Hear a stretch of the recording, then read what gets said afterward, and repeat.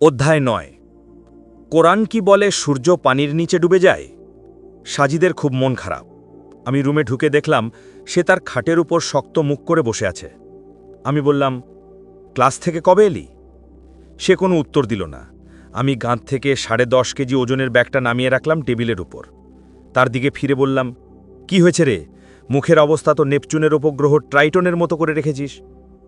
সে বলল, ট্রাইটন দেখতে কি রকম? তুমি বললাম, আমি শুনেছি ট্রাইটন দেখতে নাকি বাংলা 5-এর মতো। আমি জানি সাজিদ এক্ষুনি একটা ছোটোখাটো লেকচার শুরু করবে। সে আমাকে ট্রাইটনের অবস্থান, আকার আকৃতি, ট্রাইটনের ভূপৃষ্ঠে নাইট্রোজেন, কার্বন ডাইঅক্সাইডের পরিমাণ, সূর্য আর নেপচুন থেকে ট্রাইটনের দূরত্ব কত, তার যথাযথ বিবরণ এবং তথ্যাদি দিয়ে প্রমাণ করে দেখাবে যে ট্রাইটন দেখতে মোটেও বাংলা 5-এর মতো নয়। এই মুহূর্তে তার লেকচার বা বকবকামি কোনোটাই শোনার আমার ইচ্ছে নেই। তাই যে করেই হোক তাকে দ্রুত থামিয়ে দিতে হবে। আমি আবার বললাম, ক্লাসে গিয়েছিলি? কোনো সমস্যা হয়েছে নাকি? মন খারাপ? সে আবার চুপ মেরে গেল। এই হলো একটা সমস্যা। সাজিদ যেটা বলতে চাইবে না, পৃথিবী যদি ওলট পালটও হয়ে যায়, তবু সে মুখ খুলে সেটা কাউকে বলবে না। সে বলল, কিচেনে যা, ভাত বসিয়েছি, দেখে আয় কি অবস্থা। আমি আকাশ থেকে পড়ার মতো করে বললাম, ভাত বসিয়েছিস মানে? বুয়া আসেনি? না। কেন? অসুস্থ বলল। তাহলে আজ খাবো কি? সাজিদ জানালা দিয়ে বাইরে তাকালো। সেদিকে তাকিয়েই বলল, ভাত বসিয়েছি, কলে যথেষ্ট পরিমাণে পানি আছে, পানি দিয়ে ভাত গিলা হবে। সিরিয়াস সময়গুলোতেও তার এরকম রসিকতা আমার একেবারেই ভালো লাগে না। অগত্যা কিচেনের দিকে হাঁটা ধরলাম। যেটা ভেবেছি ঠিক সেটা নয়। ভাত বসানোর পাশাপাশি সে ডিম সিদ্ধ করে রেখেছে। আমার পেছন পেছন সাজিদও আসলো। এসে ভাত নামিয়ে কড়াইতে তেলে কিছু পেঁয়াজ কুচি, হালকা গুঁড়ো মরিচ, 1 চিমটে নুন দিয়ে কিছুক্ষণ নাড়াচাড়া করে তাতে ডিম দুটো ছেড়ে দিল। পাশে আমি পর্যবেক্ষকের মতো দাঁড়িয়ে দাঁড়িয়ে সব দেখছি। মনে হচ্ছে সাজিদ হন রান্না প্রতিযোগী আর আমি চিফ জাস্টিস। অল্প কিছুক্ষণ পরেই ডিম দুটোর বর্ণ লালচে হয়ে উঠল। মাছকে হালকা ভাজলে যেরকম দেখায় সেরকম। সুন্দর একটা পোড়া গন্ধও বেরিয়েছে। আমি মুচকি হেসে বললাম, খামোখা বুয়া রেখে এতগুলো টাকা অপচয় করি প্রতি মাসে, অথচ ভুবন বিখ্যাত বুয়া আমার রুমেই আছে। হা হা হা। সাজিদ আমার দিকে ফিরে আমার কান মলে দিয়ে বলল, সাহস তো কম না তোর, আমাকে বুয়া বলিস? আমি বললাম, ওই দেখ পুড়ে যাচ্ছে। সাজিদ সেদিকে ফিরতেই আমি দিলাম এক ভোঁ দৌড়। গোসল সেরে নামাজ পড়ে খেয়ে দিয়ে উঠলাম। রুটিন অনুযায়ী সাজিদ এখন ঘুমোবে। যে রাতের বাড়তি অংশটা সে বই পড়ে কাটায় সেটা দুপুরবেলা ঘুমিয়ে পুষিয়ে নেয়। আমার আজকে কাজ নেই, চাইলেই ঘুরতে বেরোতে পারি, কিন্তু বাইরে যা রোদ, সাহস হচ্ছিল না। এর মধ্যেই সাজিদ ঘুমিয়ে পড়েছে। কিন্তু আমার মনের মধ্যে একটা কচকচানি রয়ে গেল। সাজিদকে এরকম মন খারাপ অবস্থায় আমি আগে কখনো দেখিনি।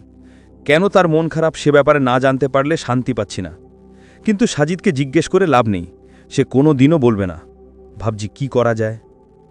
তখন মনে পড়ল তার সেই বিখ্যাত আমার মতে ডায়েরিটার কথা, যেটাতে সে তার জীবনের সব গুরুত্বপূর্ণ ঘটনাগুলো হুবহু লিখে রাখে। আজকে তার মন খারাপের ব্যাপারটিও নিশ্চয়ই সে তুলে রেখেছে। তার টেবিলের ড্রয়ার খুলে তার ডায়েরিটা নিয়ে উল্টাতে লাগলাম। মাঝামাঝিতে এসে পেয়ে গেলাম মূল ঘটনাটা। যেরকম লেখা আছে সেভাবেই তুলে ধরছি। 7/5/14। মফিজুর রহমান স্যার, এই ভদ্রলোক ক্লাসে আমাকে ওনার শত্রু মনে করেন। ঠিক শত্রু না, প্রতিদ্বন্দ্বী বলা যায়। আমাকে নিয়ে ওনার সমস্যা হলো উনি উল্টাপাল্টা কথাবার্তা বলে ক্লাসের ছেলে মেয়েদের মনে ধর্ম, ধর্মীয় কিতাব, আল্লাহ, রাসূল ইত্যাদি নিয়ে সন্দেহ ঢুকিয়ে দেওয়ার চেষ্টা করেন। কিন্তু আমি প্রতিবারই ওনার এহেন কাজে প্রতিবাদ করি, ওনার যুক্তির বিপরীতে যুক্তি দিই। এমনও হয়েছে যুক্তিতে আমার কাছে পরাজিত হয়ে উনি ক্লাস থেকেও চলে গিয়েছিলেন কয়েকবার। এই কারণে এই বামপন্থী লোকটা আমাকে ওনার চক্ষুশূল মনে করেন। সে যাগ্গে, আজকের কথা বলি। আজকে ক্লাসে এসেই ভদ্রলোক আমাকে খুঁজে বের করলেন। বুঝতে পেরেছি নতুন কোনো উচিজা খুঁজে পেয়েছে আমাকে ঘায়েল করার। ক্লাসে আসার আগে মনে হয় পান খেয়েছিলেন। ঠোঁটের এক কোণায় চুন লেগে আছে। আমাকে দাঁড় করিয়ে বড় বড় চোখ করে বললেন, বাবা আইনস্টাইন, কি খবর? ভদ্রলোক আমাকে তাচ্ছিল্য করে আইনস্টাইন বলে ডাকেন।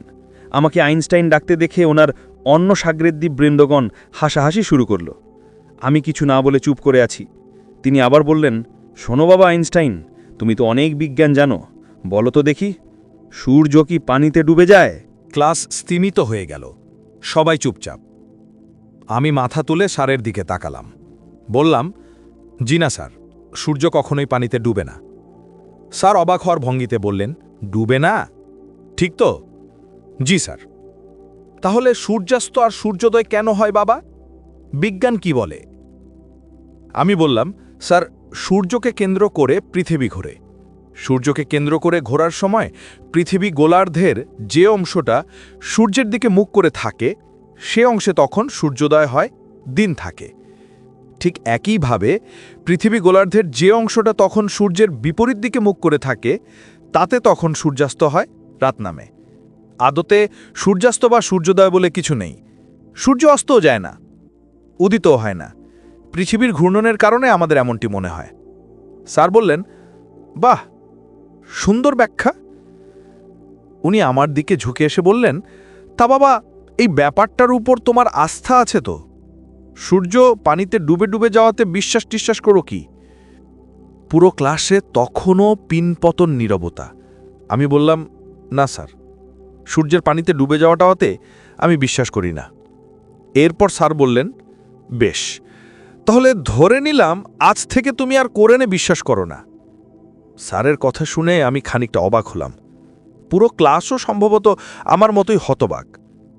স্যার মুচকি হেসে বললেন, তোমাদের ধর্মীয় কিতাব, যেটাকে আবার বিজ্ঞানময় বলে দাবি করো তোমরা, সেই কোরআনে আছে সূর্য নাকি পানিতে ডুবে যায়। হা হা হা হা, বিজ্ঞানময় কিতাব বলে কথা।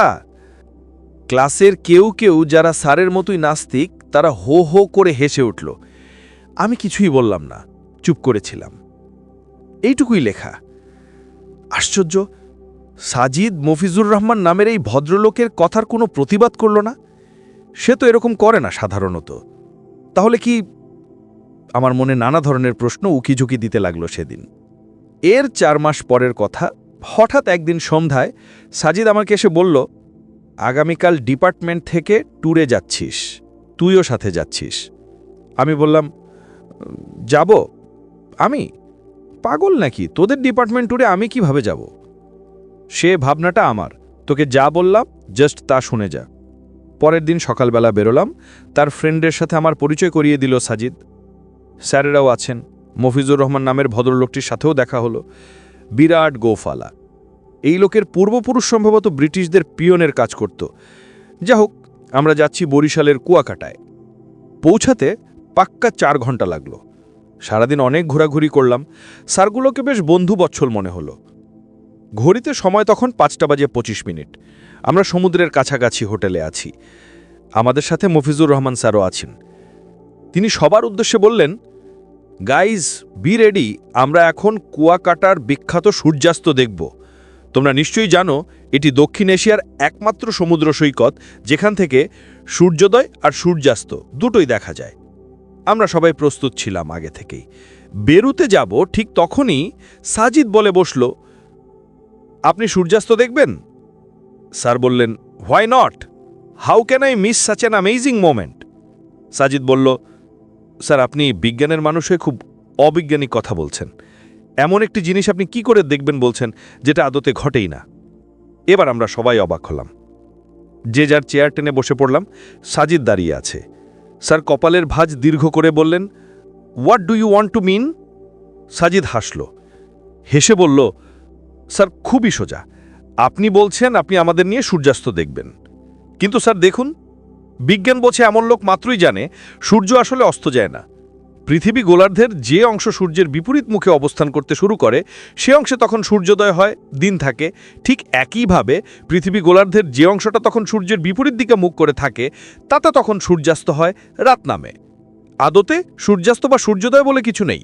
সূর্য অস্তও যায় না, উদিতও হয় না। পৃথিবীর ঘূর্ণনের কারণেই আমাদের এমনটি মনে হয়। স্যার বললেন, বাহ, সুন্দর ব্যাখ্যা। আমি বুঝে গেছি আসল ব্যাপারটা।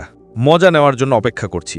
মফিজুর রহমান নামের লোকটা একরাশ বিরক্তি নিয়ে বলল, দেখো সাজিদ, সূর্য যে উদিত হয় না আর অস্ত যায় না তা আমি জানি, কিন্তু এখান থেকে দাঁড়ালে আমাদের কি মনে হয়? মনে হয় সূর্যটা যেন আস্তে আস্তে পানির নিচে ডুবে যাচ্ছে। এটাই আমাদের চর্মচক্ষুর সাধারণ পর্যবেক্ষণ ক্ষমতা। তাই আমরা এটাকে সিম্পলি সূর্যাস্ত নাম দিয়েছি। বলার সুবিধের জন্য এটাকে সূর্যাস্ত বলাটা যুক্তিযুক্ত। দেখো, যদি আমি বলতাম, ছেলেরা, একটু পর পৃথিবী গোলার্ধের যে অংশে বাংলাদেশের অবস্থান সে অংশটা সূর্যের ঠিক বিপরীত দিকে মুখ নিতে চলেছে, তার মানে এখানে এক্ষুনি আধার ঘনিয়ে সন্ধ্যা নামবে, আমাদের সামনে থেকে সূর্যটা লুকিয়ে যাবে, চলো আমরা সেই দৃশ্যটা অবলোকন করে আসি। আমি যদি এরকম বলতাম, ব্যাপারটা ঠিক বিদঘুটে শোনাতো, ভাষা তার মাধুর্যতা হারাতো, শ্রুতি মধুরতা হারাতো। এখন আমি এক শব্দেই বুঝিয়ে দিতে পারছি আমি কি বলতে চাচ্ছি সেটা। সাজিদ মুচকি হাসল। সে বলল, স্যার, আপনি একজন বিজ্ঞান মনস্ক মানুষ, বিজ্ঞান পড়েন, বিজ্ঞান পড়ান। আপনি আপনার সাধারণ চর্মচক্ষু দিয়ে দেখতে পান যে সূর্যটা ডুবে যাচ্ছে পানির নিচে।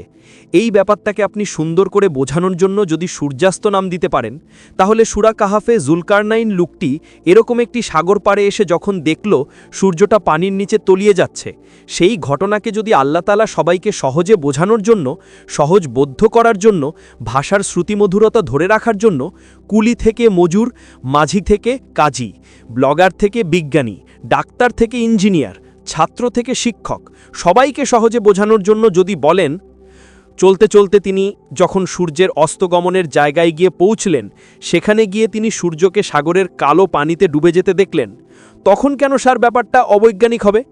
কোরআন বলে না যে সূর্য পানির নিচে ডুবে গেছে। কোরআন এখানে ঠিক সেটাই বলেছে যেটা জুলকারনাইন দেখেছে এবং বুঝেছে।